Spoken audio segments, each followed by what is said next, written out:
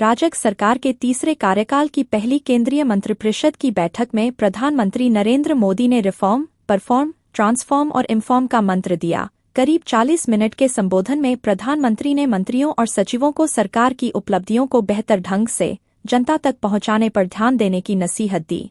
PM Modi ने मंत्रिपरिषद के अपने सहयोगियों के साथ बैठकर महिलाओं और गरीबों को प्रभावित करने वाले मुद्दों और विभिन्न नीतिगत उपायों के समय पर कार्यान्वयन पर चर्चा की। बैठक में विभिन्न सरकारी विभागों के सचिव भी शामिल रहे। बैठक में तय किया गया कि जिन योजनाओं के 10 साल पूरे हो रहे हैं, उनका जश्न 5 सितंबर को मनाया जाएगा।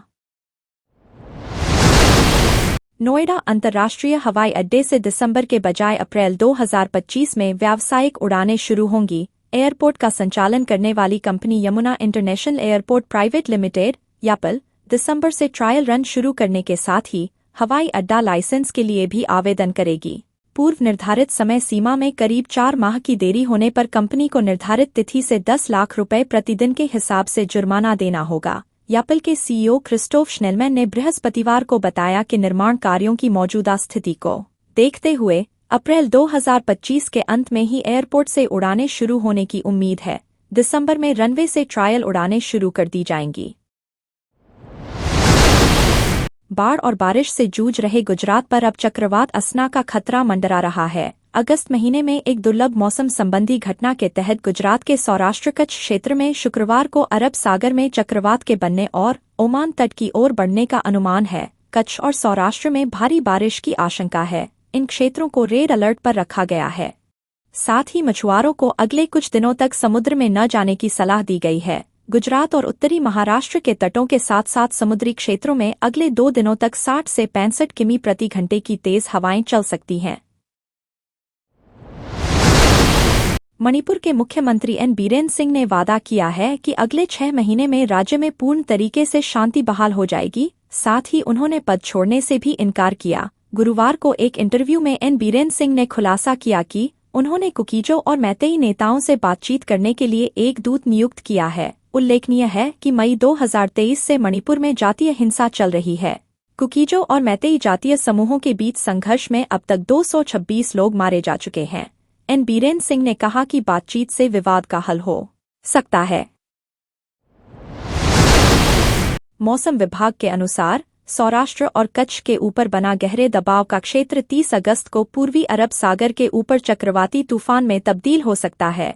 इसकी वजह से 31 राज्यों केंद्र शासित प्रदेशों में 30 से 4 सितंबर के दौरान भारी बारिश होने का अनुमान है। ये राज्य ओडिशा, तटीय कर्नाटक, केरल, उत्तरी तटीय आंध्र प्रदेश, छत्तीसगढ़, तेलंगाना, पूर्वी पश्चिमी उत्तर प्रदेश, गुजरात, मध्य महाराष्ट्र, गोवा, पूर्वी पश्चिमी मध्य प्रदेश, असम, मेघालय, नागालैंड, मणिपुर, त्रिपुरा, अंडमान एवं निकोबार द्वीप, अरुणाचल प्रदेश, पश्चिम बंगाल, सिक्किम, बिहार, झारखंड, पंजाब, जम्मू कश्मीर, लद्दाख, हिमाचल प्रदेश, हरियाणा, चंडीगढ़, दिल्ली, उत्तराखंड और राजस्थान हैं। बता दें कि इस साल बारिश, भूस्खलन और बाढ़ से काफी तबाही हो चुकी है। साल 2024 में रिलीज हुई कई फिल्मों ने बॉक्स ऑफिस पर अच्छी कमाई कर गदर काटा।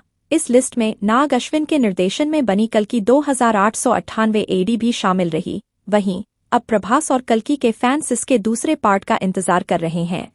मॉस्को इंटरनेशनल फिल्म वीक के दौरान प्रियंका दत्त और स्वप्ना दत्त ने इस बारे में खुलकर बात की। उन्होंने बताया कि इसके सीक्वल की शूटिंग लगभग 5-6 महीनों यानी अगले साल जनवरी-फरवरी तक शुरू हो सकती है। एक बार जब यह शुरू हो जाएगा तो हम इसके बारे में और बात कर पाएंगे।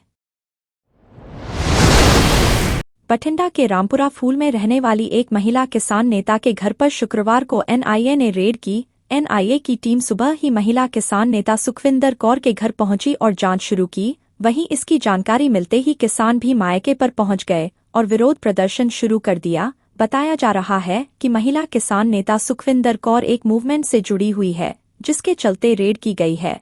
सुखविंदर कौर मौजूदा समय में राजपुरा के शंभू बॉर्डर पर चल रहे किसानों के धरने में शामिल है। उसके घर में अब बच्चों के अलावा एक बुजुर्ग है। विदेश मंत्री एस जयशंकर ने पड़ोसी देश पाकिस्तान के साथ भारत के संबंधों के बारे में खुलकर बात की। जयशंकर ने कहा कि पाकिस्तान के साथ निर्बाध बातचीत का युग समाप्त हो गया है। उन्होंने कहा कि हर कार्रवाई का परिणाम होता है और ये उसी के कर्म है। एक किताब के विमोचन के अवसर पर बोलते हुए विदेश मंत्री ने कहा कि मुझे लगता है कि पाकिस्तान के साथ निर्बाध बातचीत का युग समाप्त हो गया है। जहां तक जम्मू कश्मीर का सवाल है, मुझे लगता है कि अनुच्छेद 370 समाप्त हो चुका है। इसलिए आज मुद्दा यह है कि हम पाकिस्तान के साथ किस तरह के रिश्ते के बारे में सोच सकते हैं।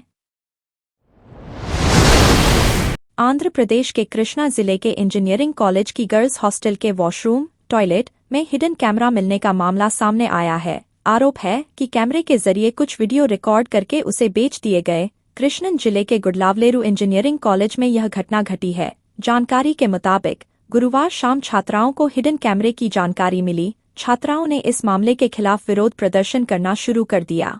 छात्राओं ने इस मामले पर कार्रवाई करने की मांग की है। पुलिस ने जानकारी दी कि घटना के सिलसिले में वॉयज हॉस्टल से एक सीनियर छात्र विजय कुमार को गिरफ्तार किया है। वो बीटेक के लास्ट ईयर का स्टूडेंट है। आने वाले विधानसभा चुनावों में सभी बड़े और छोटे राजनीतिक दल सियासी तौर पर कमर कस रहे हैं ताकि आने वाले चुनावों और उपचुनावों में सफलता मिल सके। इस कड़ी में बसपा सुप्रीमो मायावती ने भी पुरजोर तैयारियां शुरू कर दी हैं। बसपा की हाल में हुई एक महत्वपूर्ण बैठक के बाद तय हुआ कि उनके कार्यकर्ता अब घर घर जाएंगे। इसके लिए बाकायदा मायावती के 4 बार के मुख्यमंत्री वाले कार्यकाल की उपलब्धियां बताई जाएंगी। इसके लिए बसपा ने अपना प्लान बुकलेट तैयार किया है, जिसमें उनकी तत्कालीन सरकार की उपलब्धियों का लेखा जोखा रहेगा। पार्टी के कार्यकर्ता इस बुकलेट को जल्द ही घर घर इस पहुंचाएंगे।